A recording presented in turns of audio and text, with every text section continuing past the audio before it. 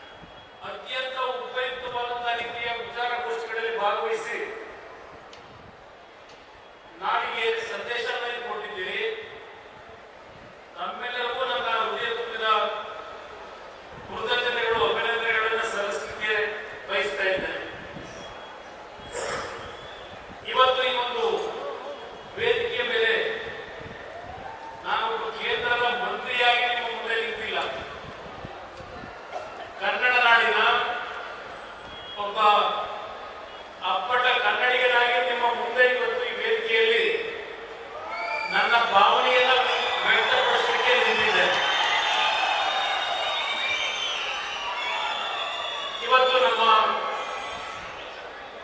ಸಾಹಿತ್ಯ ಸಮ್ಮೇಳನದ ಸರ್ವಾಧ್ಯಕ್ಷರಾಗಿ ಇವತ್ತೇನು ನಮ್ಮ ನಾಡೋಜ ಗೋರು ಚನ್ನಬಸಪ್ಪನವರು ಹಿರಿಯರಿದ್ದಾರೆ. ಅವರು ಮೊದಲನೆಯ ದಿನದ ಉದ್ಘಾಟನಾ ಸಮಾರಂಭದಲ್ಲಿ ಸುದೀರ್ಘವಾಗಿ ಅವರ ಭಾವನೆಗಳನ್ನ ಈ ಒಂದು ಗೌರವಿತವಾದಂತಹ ಸ್ಥಾನದಲ್ಲಿ ಆಸೀನರಾಗಿ ಸರ್ಕಾರಗಳಿಗೆ, ಅಧಿಕಾರಿಗಳಿಗೆ ಮತ್ತು ನಾಡಿನ ಜನತೆಗೆ ಯಾವ ಒಂದು ಸಂದೇಶವನ್ನು ಕೊಟ್ಟಿದ್ದಾರೆ ಆ ಒಂದು ಕಿರುಹೊತ್ತಿಗೆ ನನ್ನ ಕೈಯಲ್ಲಿ ಈಗ ನಮ್ಮ ಸಂಘಟನಾಕಾರರು ಕೊಟ್ಟಿದ್ದಾರೆ. ನಮ್ಮ ಅಧ್ಯಕ್ಷರು ಹಲವಾರು ವಿಷಯಗಳನ್ನ ಈ ಒಂದು ಕಿರುಹೊತ್ತಿಗೆ ಹೇಳಿದ್ದಾರೆ. ಭಾಷೆ, ಶಿಕ್ಷಣ, ಪರಿಸರ, ಮಹಿಳಾ ಸಬಲೀಕರಣ, ಪ್ರವಾಸೋದ್ಯಮ, ಅರಣ್ಯ, ಪರಿಸರವನ್ನು ಯಾವ ರೀತಿ ಇಡಬೇಕಾಗಿದೆ, ಎಲ್ಲದರ ವಿಷಯಗಳನ್ನ ಇದರಲ್ಲಿ ಕ್ರೋಢೀಕರಿಸಿ ಅದರ ಜೊತೆಯಲ್ಲಿ ತ್ರಿಭಾಷಾ ಪದ್ಧತಿಯನ್ನ ನಾವು ಯಾರು ಇವತ್ತು ಪ್ರೋತ್ಸಾಹವನ್ನು ಕೊಡ್ತಕ್ಕಂಥದ್ದಲ್ಲ, ವಿಭಾಷಾ ಭಾಷೆಗೆ ಮಾತ್ರ ಸೀಮಿತವಾಗಿರಬೇಕು ಅಂತಕ್ಕಂಥದ್ದು ಎಲ್ಲವನ್ನ ವಿವರಣೆಯನ್ನ ಕೊಟ್ಟಿದ್ದಾರೆ. ಇವತ್ತು ನಮ್ಮ ನಾಡಿಗೆ, ಅದರಲ್ಲೂ ವಿಶೇಷವಾಗಿ ಗ್ರಾಮೀಣ ಪ್ರದೇಶದ ನಮ್ಮ ಯುವಕರಿಗೆ ಮತ್ತು ಅವರ ತಂದೆ ತಾಯಂದರಿಗೆ ಒಂದು ಸವಾಲಿದೆ ಅಂತಕ್ಕಂಥದ್ದು ನನ್ನ ಅಭಿಪ್ರಾಯ. ಒಂದು ಕಡೆ ನಮ್ಮ ಭಾಷೆಯನ್ನ ನಾವು ಉಳಿಸಬೇಕು, ನಮ್ಮ ಭಾಷೆಗೆ ಪ್ರಾಶಸ್ತ್ಯವನ್ನು ಕೊಡಬೇಕು, ಮತ್ತೊಂದು ಕಡೆ ನಮ್ಮ ಕುಟುಂಬಗಳ ಒಂದು ನಿರ್ವಹಣೆಗೆ ಈಗಿನ ಒಂದು ವಿಶ್ವದಲ್ಲಿ ಯಾವುದು ಪ್ರಗತಿ, ವೈಜ್ಞಾನಿಕವಾಗಿ ಪ್ರಗತಿಯನ್ನು ಕಾಣ್ತಾ ಇದ್ದೇವೆ. ಈ ಒಂದು ಪ್ರಗತಿಯ ನಡುವೆ ನಮ್ಮ ಭಾಷೆಯನ್ನು ಉಳಿಸಲಿಕ್ಕೆ ನಮ್ಮ ಹೋರಾಟವನ್ನು ನಾವೇನು ಜವಾಬ್ದಾರಿಯನ್ನು ನಿರ್ವಹಿಸಬೇಕಾಗಿದೆ. ಇದೆಲ್ಲವನ್ನ ಗಮನಿಸಿದಾಗ ಒಂದು ದೊಡ್ಡ ಸವಾಲಿದೆ ಅಂತಕ್ಕಂಥದ್ದು ನನ್ನ ಅಭಿಪ್ರಾಯ. ಪ್ರತಿಯೊಂದು ಸಾಹಿತ್ಯ ಸಮ್ಮೇಳನಗಳಲ್ಲಿ ನಮ್ಮ ಭಾಷೆಯ ಮೇಲೆ ಆಗ್ತಾ ಇರತಕ್ಕಂಥ ಒಂದು ದಬ್ಬಾಳಿಕೆ ಅಂತಕ್ಕಂಥ ಪದವನ್ನು ಉಪಯೋಗ ಮಾಡೋದಿಲ್ಲ. ಬೇರೆ ಭಾಷೆಗಳ ಒಂದು ಏರುವಿಕೆ ಏನಿದೆ, ಅದರಿಂದ ನಮ್ಮ ಭಾಷೆಯ ಮೇಲೆ ಆಗ್ತಾ ಇರತಕ್ಕಂಥ ಪರಿಣಾಮಗಳು, ಇದೆಲ್ಲದರ ಬಗ್ಗೆ ಎಲ್ಲರಲ್ಲೂ ಒಂದು ರೀತಿಯ ಆತಂಕಗಳು ಇರತಕ್ಕಂಥದ್ದನ್ನು ಅವರ ಹೇಳಿಕೆಗಳಲ್ಲಿ ಗಮನಿಸ್ತಾ ಇದ್ದೇವೆ. ನಮ್ಮ ಅಧ್ಯಕ್ಷರು ನಮ್ಮ ಶಾಲೆಗಳ ಬಗ್ಗೆ ಚರ್ಚೆ ಮಾಡಿದ್ದಾರೆ. ಈ ಒಂದು ಕಿರುಹೊತ್ತಿಗೆಯಲ್ಲಿ ನಾನು ಗಮನಿಸಿದೆ. ನಾನು ಇಲ್ಲಿ ಯಾವುದೇ ರೀತಿಯ ರಾಜಕೀಯದ ಭಾಷಣವನ್ನು ಮಾಡಲಿಕ್ಕೆ ಈ ಸಭೆಯನ್ನು ನಾವು ಉಪಯೋಗ ಮಾಡ್ಕೋಬಾರದು. ಇವತ್ತು ನಮ್ಮ ಕನ್ನಡ ಶಾಲೆಗಳು ಎಲ್ಲೋ ಒಂದು ಕಡೆ ಯಾವೊಂದು ಪ್ರೋತ್ಸಾಹವನ್ನು ನಾವು ಕೊಡಬೇಕಾಗಿದೆ, ಅದನ್ನು ಕೊಡ್ತಕ್ಕಂಥದ್ರಲ್ಲಿ ಹಲವಾರು ರೀತಿಯ ಲೋಪಗಳನ್ನು ಕಾಣ್ತಾ ಇದ್ದೇವೆ. ಬಹುಶಃ ನಾನು ವೈಯಕ್ತಿಕವಾಗಿ ನನ್ನನ್ನು ನಾನು ಮೆಚ್ಕೊಳ್ಳಿಕ್ಕೆ ಹೋಗೋದಿಲ್ಲ. ನಮ್ಮ ಹೊರಟ್ಟಿಯವರು ಕೂತಿದ್ದಾರೆ ಇಲ್ಲಿ. 2006ರಲ್ಲಿ ಅವರು ಶಿಕ್ಷಣ ಸಚಿವರಾಗಿ ನನ್ನ ಜೊತೆಯಲ್ಲಿ ಕೆಲಸ ಮಾಡಿದ್ದಾರೆ. ಆ ಸಂದರ್ಭದಲ್ಲಿ ನಾವು ಬಿಜೆಪಿ ಮತ್ತು JDSನ ಸರ್ಕಾರ ಇದ್ದಾಗ ಇಲ್ಲಿರ್ತಕ್ಕಂಥ ಹಲವಾರು ಮಿತ್ರರು ಸಹ ನನ್ನ ಜೊತೆಯಲ್ಲೇ ಕೆಲಸ ಮಾಡಿದ್ದಾರೆ. ಅವತ್ತಿನ ದಿನಗಳು ಏನಿತ್ತು ಅನ್ನೋದು ನಮ್ಮ ಗಮನದಲ್ಲಿದೆ.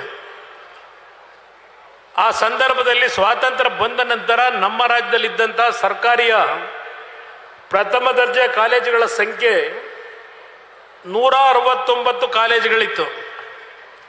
ಹಲವಾರು ತಾಲೂಕು ಕೇಂದ್ರಗಳಲ್ಲಿ ಪ್ರಥಮ ದರ್ಜೆ ಕಾಲೇಜುಗಳೇ ಇರಲಿಲ್ಲ, ಜೂನಿಯರ್ ಕಾಲೇಜುಗಳು ಇರಲಿಲ್ಲ. ನಾವಿದ್ದಂಥ 20 ತಿಂಗಳಿನಲ್ಲಿ ಹೊರಟ್ಟಿಯವರು ಶಿಕ್ಷಣ ಸಚಿವರಾಗಿ 189 ಪ್ರಥಮ ದರ್ಜೆ ಕಾಲೇಜುಗಳನ್ನು, ಅದರಲ್ಲೂ ವಿಜ್ಞಾನಕ್ಕೆ ಸಂಬಂಧಪಟ್ಟಂಥ ಕಾಲೇಜುಗಳಿಗೆ ಅನುಮತಿಯನ್ನು ಕೊಟ್ಟಿದ್ದು ಒಂದು ಇತಿಹಾಸ ಇದೆ. ಸುಮಾರು 500 ಜೂನಿಯರ್ ಕಾಲೇಜುಗಳನ್ನು ಪ್ರಾರಂಭ ಮಾಡೋದು. ಬಹುಶಃ ಮಂಡ್ಯ ಜಿಲ್ಲೆಯಲ್ಲೇ ಸುಮಾರು 15-20 ಕಾಲೇಜುಗಳನ್ನು ಮಾಡಿದ್ದೇವೆ. 6 ಇಂಜಿನಿಯರಿಂಗ್ ಕಾಲೇಜುಗಳನ್ನು ಮಾಡೋದು, 1400 ಹೈಸ್ಕೂಲ್ಗಳನ್ನು ಪ್ರಾರಂಭ ಮಾಡೋದು, ಸುಮಾರು 56,000 ಅಧ್ಯಾಪಕರು ಮತ್ತು ಉಪನ್ಯಾಸಕರುಗಳನ್ನು ನೇಮಕ ಮಾಡಿದಂಥದ್ದು ಅಷ್ಟೇ ಅಲ್ಲ, ಆ ಶಾಲಾ ಕಟ್ಟಡಗಳಿಗೆ 2 ಕೋಟಿ ರೂಪಾಯಿಗಳನ್ನು ಒಂದೊಂದು ಶಾಲಾ ಕಟ್ಟಡಕ್ಕೆ ಕೊಡ್ತಕ್ಕಂಥ ಕಾರ್ಯಕ್ರಮವನ್ನು ಆ 20 ತಿಂಗಳಲ್ಲಿ ಕೊಟ್ಟಂಥದ್ದನ್ನು ಇವತ್ತು ಸ್ಮರಿಸ್ಕೊಳ್ಳಿಕ್ಕೆ ಬಯಸ್ತೇನೆ. ಒಂದು ವಿಷಯದಲ್ಲಿ ನಾನು ನಮ್ಮ ಸಮ್ಮೇಳನಾಧ್ಯಕ್ಷರಲ್ಲಿ ಕ್ಷಮೆಯನ್ನು ಕೋರ್ತಾ ಒಂದು ವಿಷಯವನ್ನು ಅವರ ಗಮನಕ್ಕೆ ನಾನು ತರಲೇಬೇಕು. ಪಬ್ಲಿಕ್ ಶಾಲೆಯ ಬಗ್ಗೆ ತಾವು ಇಲ್ಲಿ ತಮ್ಮ ಕಳವಳವನ್ನು ವ್ಯಕ್ತಪಡಿಸಿದ್ದೀರಿ. ನಾನು 2ನೇ ಬಾರಿ ಮುಖ್ಯಮಂತ್ರಿ ಆದಾಗ ಯಾವೊಂದು ನಮ್ಮ ಹಳ್ಳಿಯ ಮಕ್ಕಳ ಒಂದು ಶಿಕ್ಷಣದ ಒಂದು ಪೈಪೋಟಿಯನ್ನು ನಗರ ಪ್ರದೇಶದ ವಿದ್ಯಾರ್ಥಿಗಳ ಜೊತೆ ಕೊಡಬೇಕಾಗಿತ್ತು, ನಮ್ಮ ಗ್ರಾಮೀಣ ಪ್ರದೇಶದಲ್ಲೂ ಇತ್ತೀಚೆಗೆ ಬೆಳಗ್ಗೆ ಎದ್ದರೆ ಶಾಲಾ ವಾಹನಗಳು ಬರ್ತವೆ, ಮಕ್ಕಳನ್ನ ಕಾನ್ವೆಂಟ್ ಸ್ಕೂಲ್ಗಳಿಗೆ ಕರ್ಕೊಂಡು ಹೋಗ್ತಕ್ಕಂಥದ್ದು. ಸರ್ಕಾರಿ ಶಾಲೆಗಳಿಗೆ ತಂದೆ ತಾಯಂದಿರು ಮಕ್ಕಳನ್ನ ಕಳಿಸ್ತಕ್ಕಂಥ ಆಸಕ್ತಿ ದಿನೇ ದಿನೇ ಕುಸಿತಾ ಇರತಕ್ಕಂಥದ್ದನ್ನು ನಾವು ಕಾಣ್ತಾ ಇದ್ದೇವೆ. ಅದಕ್ಕೆ ಕಾರಣ ಇವತ್ತಿನ ಒಂದು ಪೈಪೋಟಿ. ಅವರ ಮಕ್ಕಳ ಬದುಕಿಗೆ ಏನಾದರೂ ಒಂದು ಶಾಶ್ವತವಾದಂಥ ಭವಿಷ್ಯವನ್ನು ನಿರ್ಮಾಣ ಮಾಡಬೇಕು ಅಂತಕ್ಕಂಥದ್ದು ತಂದೆ ತಾಯಂದಿರ ಅವರ ಒಂದು ಆಸೆಗಳೇನಿದೆ, ಈ ಪಬ್ಲಿಕ್ ಶಾಲೆಗಳು ಅಂತಕ್ಕಂಥದ್ದನ್ನು ಕಡಿಮೆಯ ವೆಚ್ಚದಲ್ಲಿ ಮಕ್ಕಳಿಗೆ ಶಿಕ್ಷಣ ದೊರಕಬೇಕು ಅಂತ ಹೇಳಿ 1,000 ಪಬ್ಲಿಕ್ ಶಾಲೆಗಳನ್ನು ಪ್ರಾರಂಭ ಮಾಡಬೇಕು ಅಂತೇಳಿ ಆ ಇದ್ದಂಥ 14 ತಿಂಗಳಲ್ಲಿ 2ನೇ ಬಾರಿಗೆ ನಾನು ಪ್ರಯತ್ನ ಪಟ್ಟಿದ್ದು ನಿಜ. ಅದಕ್ಕೆ ಕ್ಷಮೆಯನ್ನು ಕೋರ್ತಾ ಇದ್ದೇನೆ. ನಾನು ಕನ್ನಡ ಭಾಷೆಯ ಮೇಲೆ ಇವತ್ತು ಏನೋ ಒಂದು ಇಂಗ್ಲಿಷ್ ಜ್ಞಾನವನ್ನು ಏರಬೇಕು ಅಂತಕ್ಕಂಥದ್ದಿಗೆ ತೆಗೆದುಕೊಂಡಂಥ ನಿರ್ಧಾರ ಅದಲ್ಲ. ನಮ್ಮ ಮುಂದಿನ ಹಳ್ಳಿಯ ಗ್ರಾಮೀಣ ಪ್ರದೇಶದ ಮಕ್ಕಳ ಬದುಕಿಗೆ ಒಂದು ಉತ್ತಮವಾದ ಶಿಕ್ಷಣ ಬೇಕಿದೆ. ಹಾಗಂತ ನಮ್ಮ ಭಾಷೆಯನ್ನು ನಾವು ಕಡೆಗಣಿಸ್ಲಿಕ್ಕಾಗೋದಿಲ್ಲ. ನಾನು ಪ್ರತಿಯೊಬ್ಬ ನಾಗರಿಕರಲ್ಲಿ ಈ ಒಂದು ಮಂಡ್ಯ ಜಿಲ್ಲೆಯ ಯಾವೊಂದು ಸಾಹಿತ್ಯದಲ್ಲಿ ಒಂದು ವಿಶೇಷವಂತ ಕೊಡುಗೆ ಕೊಟ್ಟಿರ್ತಕ್ಕಂಥ ಭೂಮಿ ಇದು. ನಾನು ದೊಡ್ಡ ದೊಡ್ಡ ಸಾಹಿತಿಗಳ ಬಗ್ಗೆ ಈಗ ಚರ್ಚೆ ಮಾಡಲಿಕ್ಕೆ ಹೋಗೋದಿಲ್ಲ, ಸಮಯ ಇಲ್ಲ. ಯಾವೊಂದು ಮೈಸೂರು ಮಾನಸ ಗಂಗೋತ್ರಿ ಒಂದು ಕಾಲದಲ್ಲಿ ದೊಡ್ಡ ದೊಡ್ಡ ಕನ್ನಡ ಪಂಡಿತರು ಸಾಹಿತಿಗಳನ್ನು ನಾಡಿಗೆ ಕೊಟ್ಟಂಥ ಕೊಡುಗೆ ಏನಿದೆ, ಕುವೆಂಪು ಅವರಿರ್ಬೋದು, ರಾಷ್ಟ್ರಕವಿಗಳು, ಅನಾಕರು ಇರ್ಬೋದು, ತಾರಾಸು ಅವ್ರ ಬಗ್ಗೆ ಹೇಳೋದಾದರೆ ಅವರ ದುರ್ಗಾಸ್ತಮಾನ ಕಥೆಯನ್ನು ನಾವು ಓದಲಿಕ್ಕೆ ಪ್ರಾರಂಭ ಮಾಡಿದ್ರೆ 1,000 ಪುಟಗಳ ಅವರ ಬರವಣಿಗೆ ಏನಿದೆ, ಮೈಯೆಲ್ಲ ರೋಮಾಂಚನವಾಗ್ತಕ್ಕಂಥ ಒಂದು ಆ ಬರವಣಿಗೆಯನ್ನು ನಾವು ಕಾಣ್ಬೋದು ತಾರಾಸು ಅವರ ಬರವಣಿಗೆಯಲ್ಲಿ. ಕೊನೆಯ ಹಂತದಲ್ಲಿ ಮದಕರಿ ನಾಯಕ ಸಾವಿಗೆ ಒಳಗಾಗ್ತಕ್ಕಂಥ ಸನ್ನಿವೇಶನ ಅವರು ವಿವರಣೆ ಕೊಟ್ಟಿರ್ತಕ್ಕಂಥದ್ದನ್ನು ನೋಡಿದಾಗ ಎಂಥ ಕಟುಕನ ಕಣ್ಣಲ್ಲೂ ನೀರು ಬರ್ತಕ್ಕಂಥದ್ದನ್ನು ನಾವು ಕಾಣ್ಬೋದು. ಅಂಥ ಒಂದು ಸಾಹಿತ್ಯಗಳನ್ನು ನಾವು ಕಂಡಿದ್ದೇವೆ. ಶಿವರಾಮ್ ಕಾರಂತರಿರ್ಬೋದು, ಪೂತಿನ ಅವರಿರ್ಬೋದು, DVG ಅವರಿರ್ಬೋದು, ಹೀಗೆ ಹೇಳ್ತಾ ಹೋದರೆ ಹಲವಾರು ಆ ಸಂದರ್ಭದಲ್ಲಿ ಇನ್ನೂ ಹುಟ್ಟಿದ್ವೋ ಇಲ್ವೋ ಗೊತ್ತಿಲ್ಲ, ಕೆಲವರೆಲ್ಲ ಇದ್ದಾಗ. ಅಂಥ ಒಂದು ಸಾಹಿತ್ಯವನ್ನು ಇವತ್ತು ಈ ನಾಡಿಗೆ ಕೊಟ್ಟಿರ್ತಕ್ಕಂಥ ಈ ಭಾಷೆಯ ಒಂದು ಶಕ್ತಿಯನ್ನು ತುಂಬಿದಂಥ ನಮ್ಮನ್ನು ಅಗಲಿ ಹೋಗಿರ್ತಕ್ಕಂಥ ಹಲವಾರು ಪುಣ್ಯಾತ್ಮರೇನಿದ್ದಾರೆ, ಅದರ ಜೊತೆಯಲ್ಲಿ ಇತ್ತೀಚಿನ ಪೀಳಿಗೆಯ ಸಾಹಿತಿಗಳು,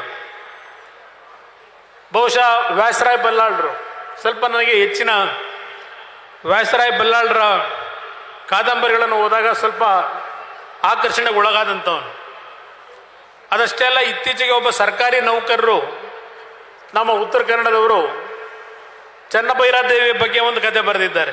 ಪೋರ್ಚುಗೀಸರ ಕಾಲದ ಸಂದರ್ಭದಲ್ಲಿ ಆ ಹೆಣ್ಣು ಮಗಳು ಏನು ಹೋರಾಟ ಮಾಡಿದ್ರು, ನಮ್ಮವರೇ ಯಾವ ರೀತಿ ಆ ಹೆಣ್ಣು ಮಗಳಿಗೆ ಶಕ್ತಿಯನ್ನು ಕುಂದಿಸ್ತಕ್ಕಂಥ ಕೆಲಸ ಆಯಿತು. ತುಂಬ ಪರಿಣಾಮಕಾರಿಯಾಗಿ ಬರೆದಿದ್ದಾರೆ. ಇನ್ನು ಸರಸ್ವತ ಒಂದು ಲೋಕದ ವಿಷಯದಲ್ಲಿ ನಮ್ಮ ಗೋವಿಂದ ಪೈ ಅವರ ಒಂದು ಕಾದಂಬರಿ, ಪೋರ್ಚುಗೀಸ್ನವರು ಅಟ್ಯಾಕ್ ಮಾಡಿದಾಗ ಗೋವಾದಿಂದ ಅಲ್ಲಿ ಇದ್ದಂಥ ನಮ್ಮ ಹಿಂದೂಗಳು ಮಂಗಳೂರು ಭಾಗಕ್ಕೆ ಬಂದಂಥ ಒಂದು ವಿವರಣೆಗಳು ಅದ್ಭುತವಾಗಿ ಬರೆದಿರ್ತಕ್ಕಂಥದ್ದು ಇರ್ಬೋದು. ಅದೇ ರೀತಿಯಲ್ಲಿ ನಮ್ಮ ಒಬ್ಬ ಮಂಗಳೂರಿನ ಬೋಳಾರಿನ ಮಹಮ್ಮದ್ ಅವರು ಅತ್ಯಂತ ಒಂದು ಸ್ವಾತಂತ್ರ್ಯದ ಓಟ 1000 ಪುಟಗಳ ಒಂದು ಗ್ರಂಥ. ಪಾಕಿಸ್ತಾನದಿಂದ ಪ್ರಾರಂಭ ಆಗಿ ಮಂಗಳೂರಿನಲ್ಲಿ ಕೊನೆ ಆಗ್ತದೆ.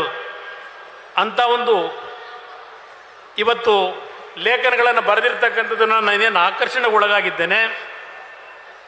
ಹೇಳ್ತಾ ಹೋದರೆ ಹಲವಾರು ವಿಷಯಗಳಿದ್ದಕ್ಕೆ ನಮ್ಮ ತಂದೆಯವರಿಂದ ನಾನು ಕಲಿತಂಥದ್ದು, ನಮ್ಮ ಭಾಷೆಯನ್ನು ನಾವು ಉಳಿಸಬೇಕಾದರೆ ನಾವು ಸ್ವಲ್ಪ ನಮ್ಮ ಭಾಷೆಯ ಸಾಹಿತಿಗಳು ಬರೀತಕ್ಕಂಥ ಉತ್ತಮವಾದಂಥ ಅಭಿರುಚಿಯ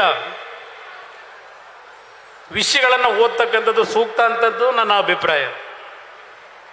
ಒಂದು, ನಾನು ಕನ್ನಡ ಚಿತ್ರರಂಗದಿಂದ ಬಂದವನು. ನಾನು ರಾಜಕಾರಣಕ್ಕೆ ನನ್ನ ವೃತ್ತಿ ಪ್ರಾರಂಭ ಆಗಿದ್ದು ಕನ್ನಡ ಚಿತ್ರರಂಗದಿಂದಲೇ ಪ್ರಾರಂಭ ಆಯಿತು. ನಾನು ಶಿಕ್ಷಣ ಮುಗಿಸಿದ ಮೇಲೆ ವೃತ್ತಿ ಪ್ರಾರಂಭ ಆಗಿದ್ದು. ಅವತ್ತಿನ ಕಥೆಗಳಲ್ಲಿ ಇದ್ದಂಥ ಸಾರಾಂಶಗಳು ಇವತ್ತು ಬರ್ತಾ ಇರ್ತಕ್ಕಂಥ ಕಥೆಗಳನ್ನು ನೋಡಿದಾಗ ಸಮಾಜವನ್ನು ನಾವು ಯಾವ ದಿಕ್ಕಿನಲ್ಲಿ ತೆಗೆದುಕೊಂಡು ಹೋಗ್ತಾ ಇದ್ದೇವೆ. ಡಾಕ್ಟರ್ ರಾಜ್ಕುಮಾರ್ ಅವರ ಹಲವಾರು ಹಾಡುಗಳನ್ನೇ ಹೇಳೋದಾದರೆ, ಹಾಲಿನ ಹೊಳೆಯೋ ಹಾಡು ಎಂಥ ಸೊಗಸಾದ ಹಾಡು. ಇನ್ನು ಹಳೆಯ ಆ ಬ್ಲ್ಯಾಕ್ ಆ್ಯಂಡ್ ವೈಟ್ ಪಿಕ್ಚರ್ನ ಹಾಡುಗಳನ್ನು ಕೇಳ್ತಾ ಹೋದರೆ ಮನಸ್ಸಿನಲ್ಲಿದ್ದಂಥ ಎಲ್ಲ ನಮ್ಮ ದ್ವಂದ್ವಗಳು ಸಂಪೂರ್ಣವಾಗಿ ಶಾಂತ ರೀತಿಯ ವಾತಾವರಣವನ್ನು ಕಾಣ್ತಕ್ಕಂಥದ್ದು. ಆದರೆ ಈಗಿನ ಒಂದು ಸಾಹಿತ್ಯ, ನಾನು ಯಾರು ಅನ್ಯತಾ ಭಾವಿಸೋದು ಬೇಡ, ನಮ್ಮ ಚಿತ್ರರಂಗದ ದಿಗ್ದರ್ಶಕರು ಕಲಾವಿದರುಗಳಿಗೆ ನಮ್ಮ ಒಂದು ಚಿತ್ರಗಳು ನಮ್ಮ ನಾಡಿನ ಸುಖ ಶಾಂತಿ ನೆಮ್ಮದಿ, ಕುವೆಂಪು ಅವರ ಸರ್ವ ಜನಾಂಗದ ಶಾಂತಿಯ ತೋಟ, ಕನ್ನಡ ನಾಡು ಸದಾ ಸರ್ವ ಜನಾಂಗದ ಶಾಂತಿಯ ತೋಟವಾಗೇ ಇರಬೇಕು.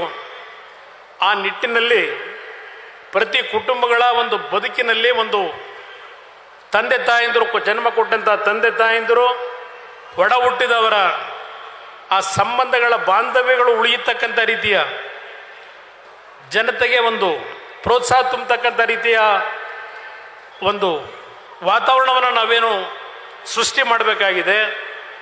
ಈ ಒಂದು ಕನ್ನಡ ಸಾಹಿತ್ಯ ಸಮ್ಮೇಳನದಲ್ಲಿ ಕಳೆದ 3 ದಿನಗಳಿಂದ ಬಹುಶಃ ಹಲವಾರು ಸಾಹಿತಿಗಳು ಕೊಟ್ಟಂಥ ಅವರ ಹೃದಯದ ಭಾವನೆಗಳನ್ನು ನಮ್ಮ ಮಾಧ್ಯಮದ ಸ್ನೇಹಿತರು ಏನು ವ್ಯಕ್ತಪಡಿಸಿದ್ದೀರಿ, ಇದೆಲ್ಲವನ್ನು ಗಮನಿಸಿದ್ದೇನೆ. ನಾಡಿನ ಜನತೆಗೆ ಮಂಡ್ಯ ಜಿಲ್ಲೆಯ ಈ ಒಂದು ಗಂಡು ಭೂಮಿಯ ನೆಲದಿಂದ ನಾನು ಕೈ ಜೋಡಿಸಿ ಪ್ರಾರ್ಥನೆ ಮಾಡ್ತಕ್ಕಂಥದ್ದು. ಪ್ರತಿನಿತ್ಯ ನಾವು ಮಾಧ್ಯಮಗಳಲ್ಲಿ ಹಲವಾರು ರೀತಿಯ ಕೆಟ್ಟ ಸುದ್ದಿಗಳನ್ನೇ ನೋಡ್ತೀವಿ. ತಂದೆ ಮಗನ ಸಂಬಂಧಗಳು, ಕುಟುಂಬದ ಅಣ್ಣ ತಮ್ಮಂದರ ಅಕ್ಕ ತಂಗಿಯರ ಸಂಬಂಧಗಳು ಯಾವ ರೀತಿಯಲ್ಲಿ ನಶಿಸಿ ಹೋಗ್ತಾ ಇರ್ತಕ್ಕಂಥ ದಿನಗಳನ್ನು ಕಾಣ್ತಾ ಇದ್ದೇವೆ. ಪುನಃ ನಮ್ಮ ಹಳೆಯ ಕಾಲದ ದಿನಗಳು, ಬಹುಶಃ ನಮ್ಮ ಮುಂದಿನ ಮಕ್ಕಳಲ್ಲಿ ನಾವು ಅದು ಕಾಣೋಕ್ಕಾಗುತ್ತೋ ಇಲ್ಲವೋ ಗೊತ್ತಿಲ್ಲ. ನಾವು ಸಣ್ಣ ಮಕ್ಕಳಿದ್ದಾಗ ಹಳ್ಳಿಗಳಲ್ಲಿ ಪಂಕ್ತಿಯ ಭೋಜನವನ್ನು ಕೂತು ನಾವೆಲ್ಲ ಒಟ್ಟಿಗೆ ಊಟ ಮಾಡ್ತಂಥ ದಿನಗಳು.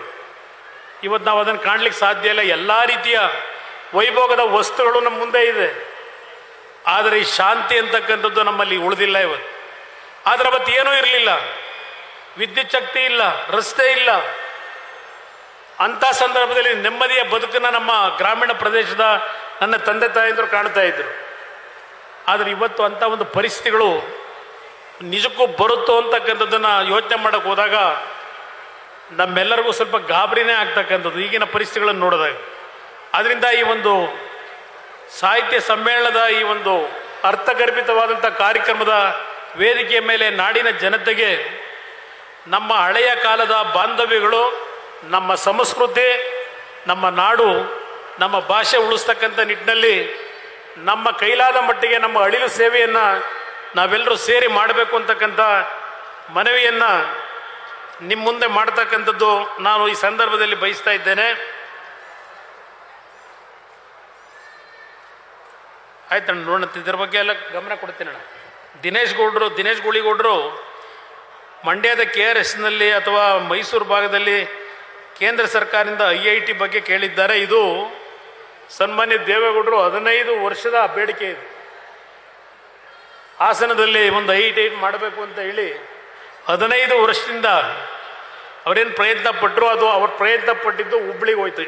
ನಾನು ಹುಬ್ಳಿಗೆ ಹೋಯ್ತು ಅಂತ ಕೊರಗವನಲ್ಲ, ಒಟ್ಟಾರೆ ಕರ್ನಾಟಕ ರಾಜ್ಯದಲ್ಲಿ ಒಂದು IIT ಬಂತು. ಅದಕ್ಕೆ ನಾವು ಅಭಿನಂದಿಸೋಣ, ಯಾರೇ ಮಾಡಿರಲಿ. ಅದರಿಂದ ಇವತ್ತು IIT ವಿಷಯದಲ್ಲಿ ನಿಮ್ಮ ಜೊತೆಯಲ್ಲಿದ್ದೇವೆ. 100ಕ್ಕೆ 100% ಮುಂದಿನ ದಿನಗಳಲ್ಲಿ ಮಾಡ್ತಕ್ಕಂಥ ವಿಷಯದಲ್ಲಿ ನಿಮ್ಮ ಜೊತೆ ಇದ್ದೇವೆ.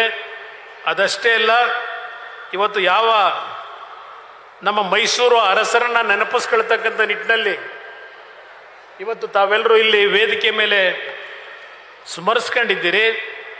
ಅವರ ಕಾಲದಲ್ಲಿ ಸರ್ ಎಂ ವಿಶ್ವೇಶ್ವರಯ್ಯನವರು ನಿರ್ಮಾಣ ಮಾಡಿದಂಥ ಅವತ್ತು ಸ್ವಾತಂತ್ರ್ಯ ಬಂದಾಗ ನಮ್ಮ ದೇಶದಲ್ಲಿ ಇದ್ದಂಥದ್ದು ಕೇವಲ 3 ಉಕ್ಕಿನ ಕಾರ್ಖಾನೆಗಳು. ಒಂದು ಇಸ್ಕೋ, ಒಂದು ಟಾಟಾ ಕಂಪನಿಯವರು ಮಾಡಿದ್ದು, ಒಂದು ವೆಸ್ಟ್ ಬೆಂಗಾಲ್ನ ಇಸ್ಕೋ ಕಂಪನಿ, ಮತ್ತಿನ್ನೊಂದು ನಮ್ಮ ಮೈಸೂರಿನ ಅರಸರು ಕೃಷ್ಣರಾಜೇಂದ್ರ ಒಡೆಯರ್ ಅವರ ಕಾಲದಲ್ಲಿ ವಿಶ್ವೇಶ್ವರಯ್ಯನವರು ಕೊಟ್ಟಂಥ ಕೊಡುಗೆ ಭದ್ರಾವತಿಯ VISL.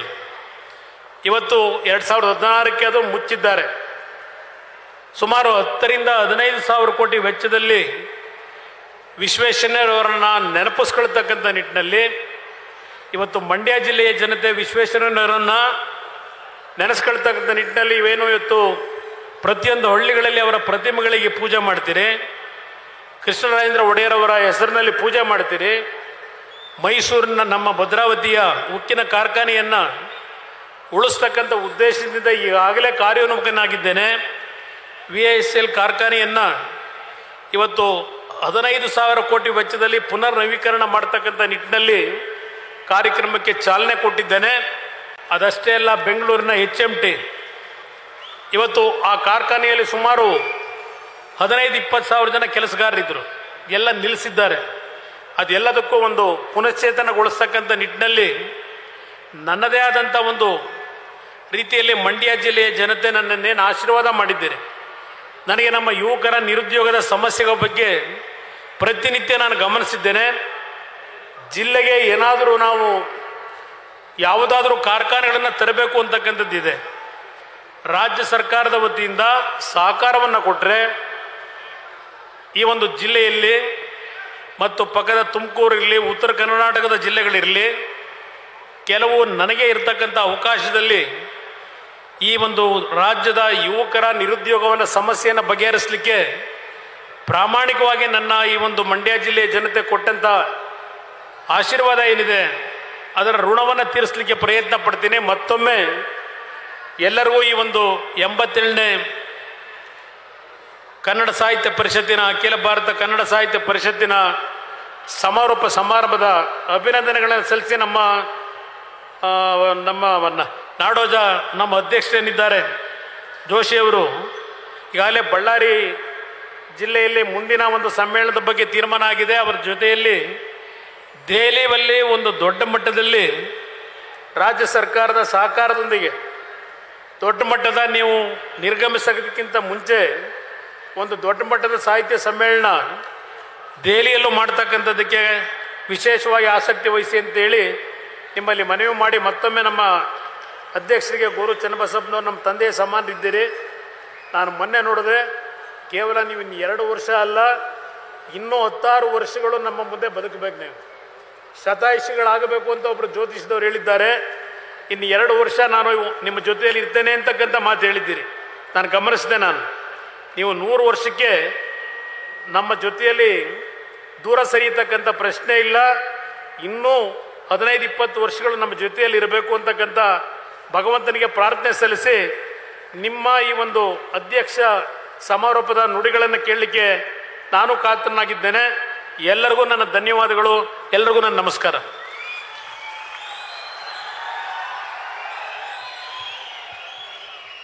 ಬಂಧುಗಳೇ, ಸಮ್ಮೇಳನದ ಅಧ್ಯಕ್ಷರಾದ ಶ್ರೀ ಗೋರು ಚನ್ನಬಸಪ್ಪ ಅವರು ಅವರ ಕನ್ನಡ ಪರ ಚಿಂತನೆಗಳನ್ನು ಮುಕ್ತ ಕಂಠದಿಂದ ಶ್ಲಾಘಿಸಿದ್ದಾರೆ. ಹಾಗೇನೆ ಕನ್ನಡಿಗರಾಗಿರ್ತಕ್ಕಂಥ ನಾವು ನೀವೆಲ್ಲರೂ ಮುಂದಿನ ದಿನಗಳಲ್ಲಿ ಕನ್ನಡವನ್ನ ಉಳಿಸಿ ಬೆಳೆಸುವಂತಹ ನಿಟ್ಟಿನಲ್ಲಿ ಮಾಡಬೇಕಾಗಿರ್ತಕ್ಕಂಥ ಕೆಲಸ ಕಾರ್ಯಗಳ ಬಗ್ಗೆಯೂ ಸಹ ಕರೆಯನ್ನು ಕೊಟ್ಟಿದ್ದಾರೆ.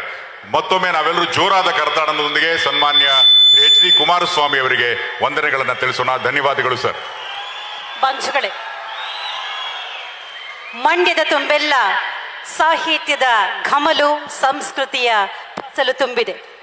ಈ ವೇದಿಕೆಯಲ್ಲಿ ಉಪಸ್ಥಿತರಿದ್ದಾರೆ ಮೇಲುಕೋಟೆ ವಿಧಾನಸಭಾ ಕ್ಷೇತ್ರದ